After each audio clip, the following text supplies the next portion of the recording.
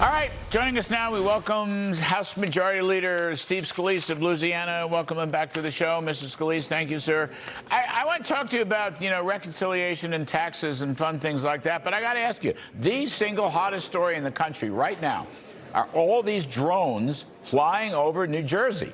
And no one knows. The Defense Department doesn't know what they are, who they are.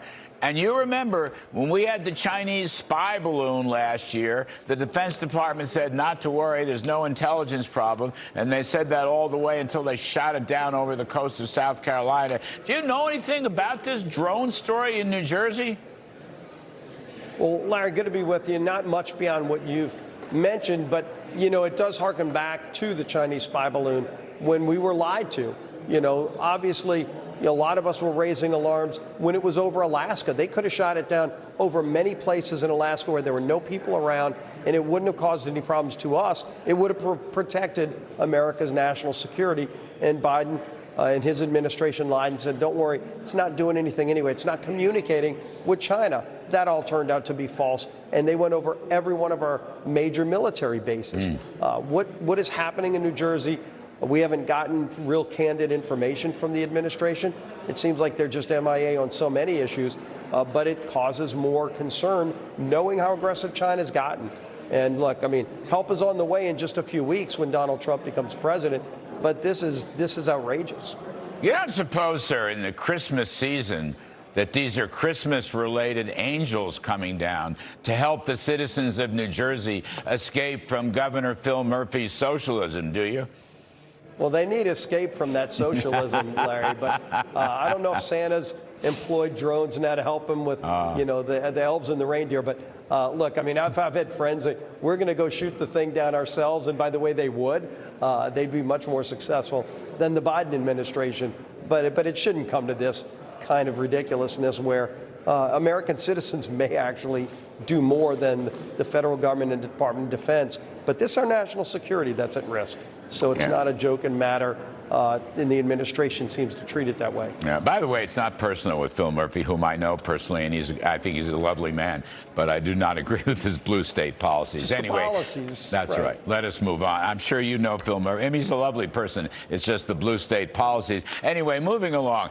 I just want to talk to you. You've worked for a year or so about a big bang reconciliation bill that would have the Trump policies, Trump tax cuts, Trump spending cuts, Trump energy reforms, Trump border closings, Trump defense spending, and so forth.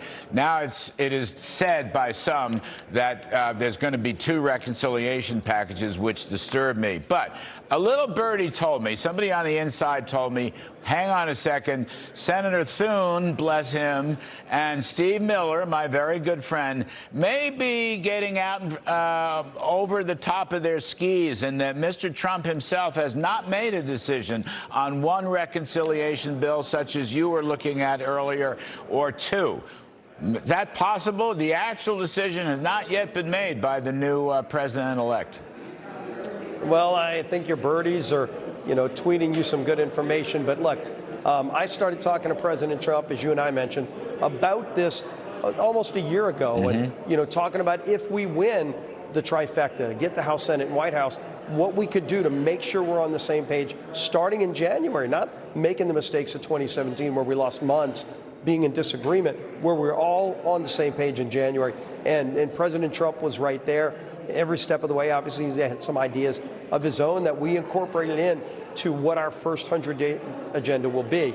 And so now we're at a point, we're having a lot of meetings to determine the actual mechanics of it, okay? We're not in disagreement over what we're going to do. We're going to do great energy policy that you will love, border security, lowering food costs, rules and regulatory reform, as well as ensuring there's no massive tax increase, which means holding the line, locking in the Trump tax cuts, and then going further on some other things. We're in agreement on all of that.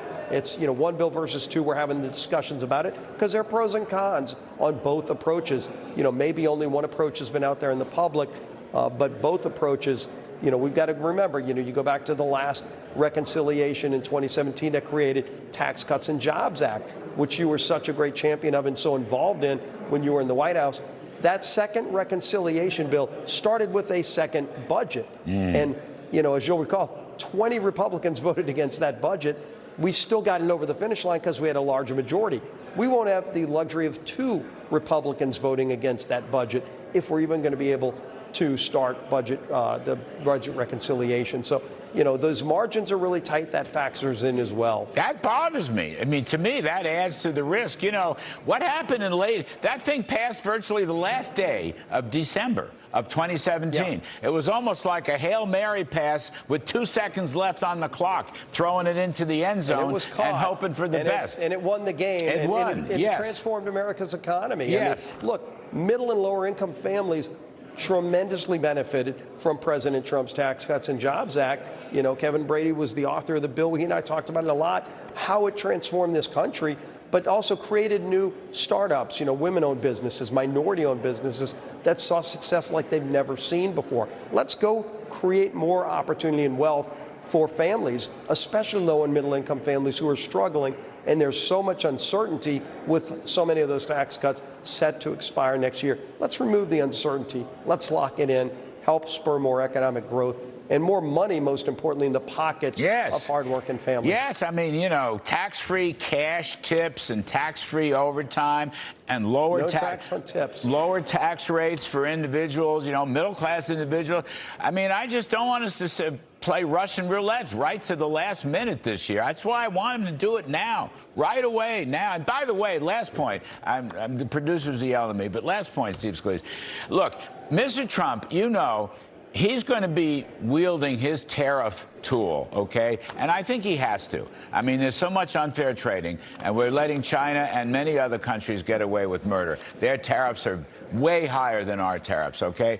But it would be good to have a tax cut cushion before Mr. Trump comes in with the tariffs.